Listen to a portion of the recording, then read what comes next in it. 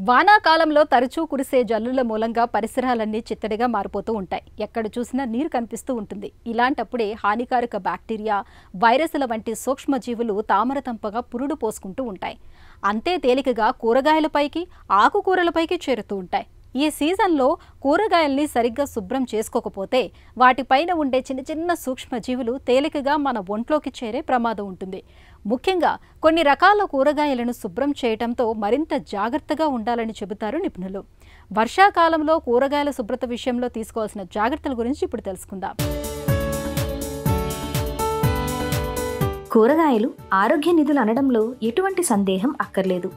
వాటిలో మన శరీరానికి అవసరమైన విటమిన్లు, ఖనిజాలు, యాంటీ ఆక్సిడెంట్లు పుష్కలంగా ఉంటాయి.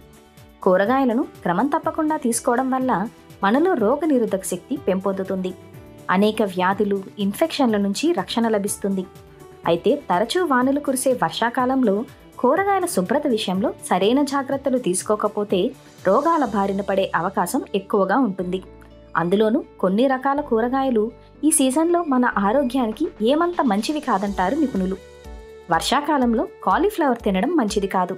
ఎందుకంటే తేమ కారణంగా దానిలో బ్యాక్టీరియా, పురుగులు పెరిగే అవకాశం ఉంది. కాలీఫ్లవర్లో తేమ ఎక్కువగా ఉండటం వలన అది త్వరగా పాడైపోయే అవకాశం ఉంటుంది. పొట్టలో ఇన్ఫెక్షన్లకు కూడా కారణం కావచ్చు. అలాగే వంకాయలో కూడా టేప్ వామ్ అనే సూక్ష్మజీవి కనిపించే అవకాశం ఉంటుంది. కోసేటప్పుడు పురుగులు కనిపిస్తే మొత్తం వంకాయను పారవేయడం మేలు.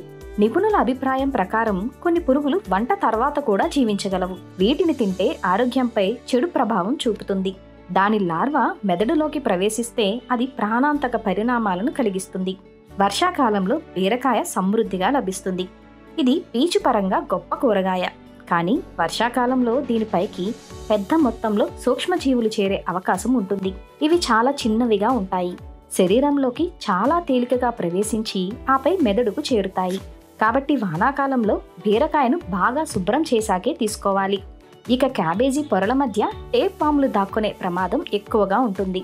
ఈ పురుగులు చాలా వేగంగా పెరుగుతాయి. క్యాబేజీని సరిగా శుభ్రం చేసి బాగా ఉడికించకపోతే వాటి గుడ్లు మన జీర్ణ వ్యవస్థలోకి ప్రవేశిస్తాయి.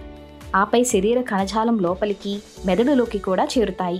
క్యాబేజీని వంటల్లో ఉపయోగించే ముందు నీటిలో బాగా మరిగించి ఆపై తీసుకోవడం మంచిది.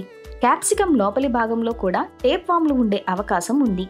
వాటిని సరిగ్గా కడగకపోతే టేప్ వామ్ గుడ్లు మన శరీరంలోకి ప్రవేశించి లేనిపోని ఇన్ఫెక్షన్లను తెచ్చిపెడుతుంటాయి. కాబట్టి వర్షాకాలంలో కూరగాయల్ని బాగా శుభ్రంగా కడగడం, అవసరమైతే ఉప్పు కలిపిన గోరువెచ్చటి నీటిలో శుభ్రం చేసి వంటల్లో వాడుకోవడం అన్ని విధాలా శ్రేయస్కరం.